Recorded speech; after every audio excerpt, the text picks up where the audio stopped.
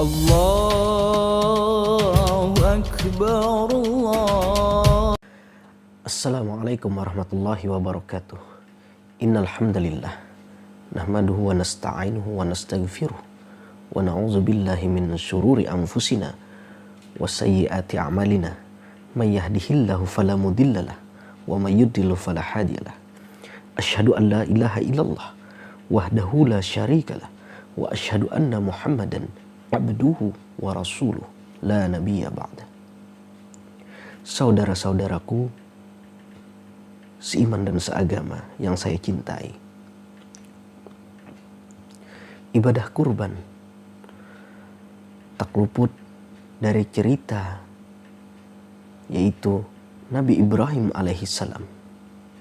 Nabi Ibrahim alaihissalam adalah nabi yang pada waktu itu beliau sudah tua, berumur, akan tetapi beliau tidak memiliki keturunan atau tidak memiliki anak.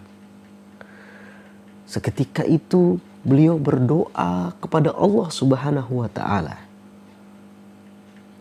meminta seorang keturunan, dan Allah pun kabulkan doa daripada Nabi Ibrahim alaihissalam. Seketika itu pun Nabi Ibrahim mendapatkan keturunan, yaitu putra yang diberi nama Ismail atau Nabi Ismail dari ibundanya Siti Hajar. Nah, Nabi Ismail adalah anak yang sangat dicintai oleh Nabi Ibrahim alaihissalam. Nabi Ibrahim tumbuh dengan sehat, gagah, dan yang pasti Nabi Ismail adalah anak yang soleh.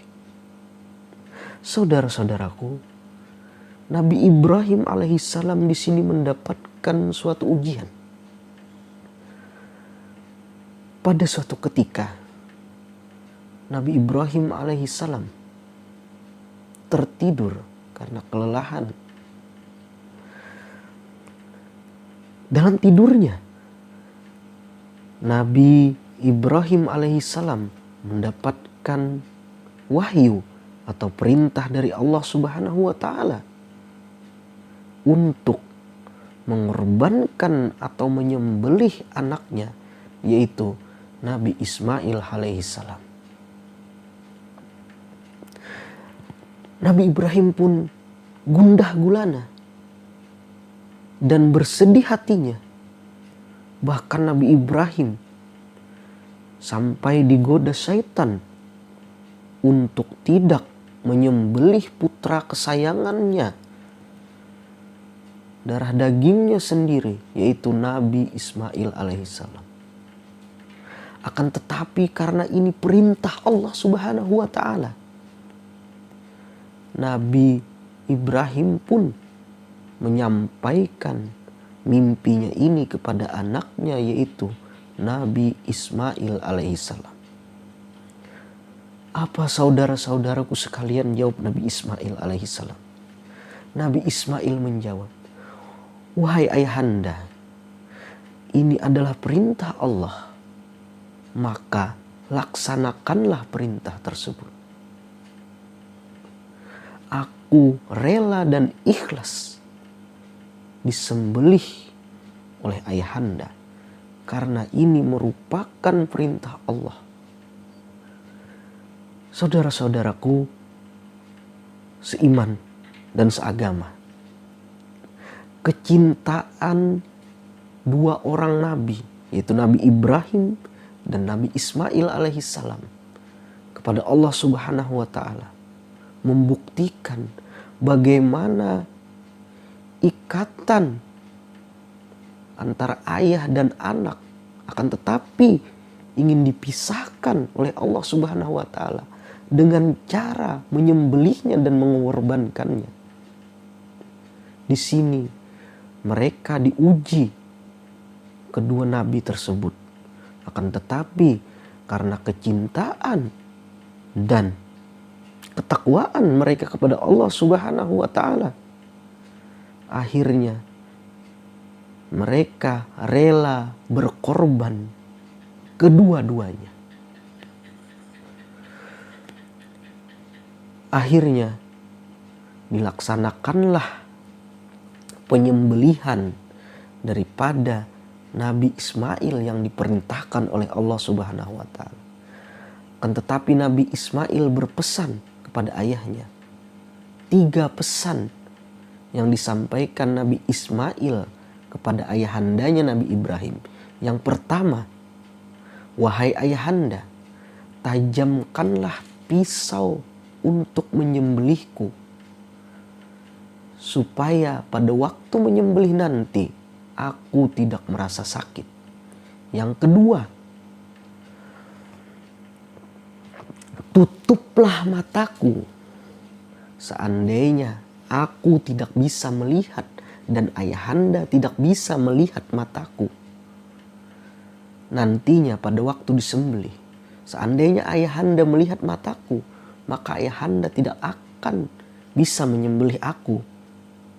Dan yang ketiga, lepaslah pakaianku atau bajuku, sehingga darah yang aku keluarkan nanti pada waktu menyembelih tidak mengotori pakaianku, sehingga ibuku tidak akan sedih melihatnya. Saudara-saudaraku yang saya cintai, ini membuktikan bagaimana kecintaan atau pengorbanan dan ujian yang diberikan oleh Allah kepada seorang nabi. Sungguh berat. Bayangkan kalau kita sampai seperti itu. Nah, pada waktu Nabi Ismail ingin disembelih oleh Nabi Ibrahim, seketika itu juga Allah menggantinya dengan binatang domba yang paling baik dan terbaik di surga, yaitu memiliki bulu yang sangat putih dan memiliki mata yang sangat bagus. Mungkin itu sekilas daripada sejarah kurban yang setiap tahun kita laksanakan, yaitu ibadah kurban pada musim haji atau Idul Adha. Nah, perintah kurban ini pun sudah jelas diperintahkan oleh baginda Rasulullah Muhammad SAW kepada umatnya, kepada kita semuanya, untuk melaksanakan ibadah kurban. Makna dari ibadah kurban ini yang pertama adalah tolak ukur daripada ketakwaan kita kepada Allah Subhanahu wa Ta'ala dan keimanan kita kepada Allah Subhanahu wa Ta'ala. Yang kedua, tentunya pengharapan diri kita adalah mendapatkan pahala dari Allah Subhanahu wa Ta'ala. Dan yang ketiga adalah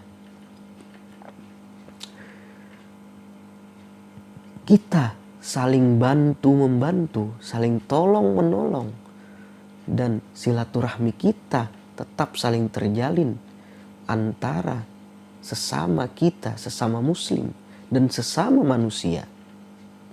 Mungkin pada saat ini, apalagi di zaman yang sekarang ini, kita mendapatkan suatu musibah, yaitu kita mendapatkan virus yang didatangkan oleh Allah Subhanahu wa Ta'ala. Banyak saudara-saudara kita yang mungkin tidak bisa memakan daging pada hari raya kurban ini. Mereka dapat merasakan bagaimana nikmatnya memakan daging. Saudara-saudaraku sekalian yang saya cintai, itulah sedikit daripada penjelasan tentang sejarah kurban dan manfaat kurban bagi kita. Kapan kita berkurban? Apakah kita menunggu kaya? Tidak. Akan tetapi kita berkurban adalah kapan kita mampu.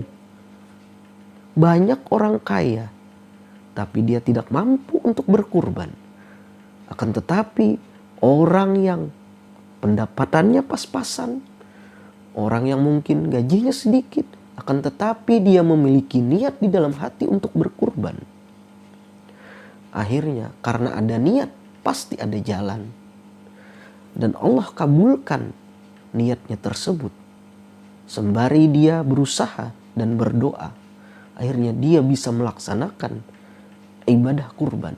Bagaimana dengan kita? Saudara-saudaraku yang saya cintai,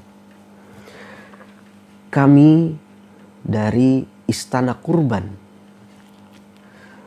pimpinan Istana Kurban, yaitu Bapak Haji Paujan beserta keluarga, Ustadz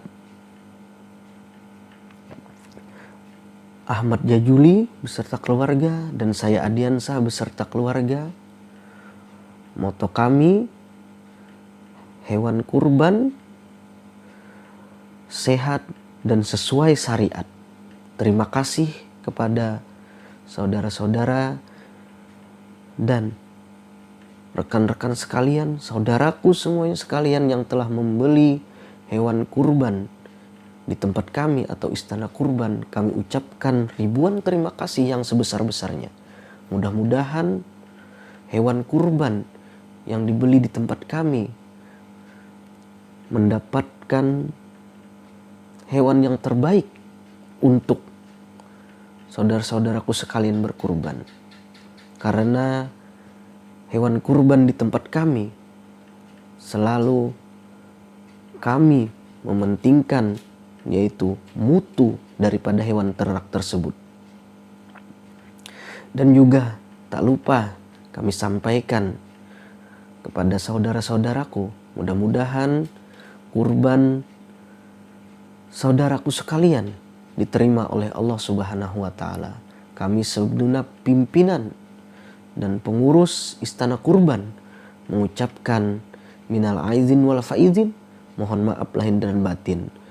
Mudah-mudahan di tahun depan kita dapat berkurban kembali. Sekian dan terima kasih. Wassalamualaikum warahmatullahi wabarakatuh. Allahu Akbar, Allahu Akbar, Allahu Akbar.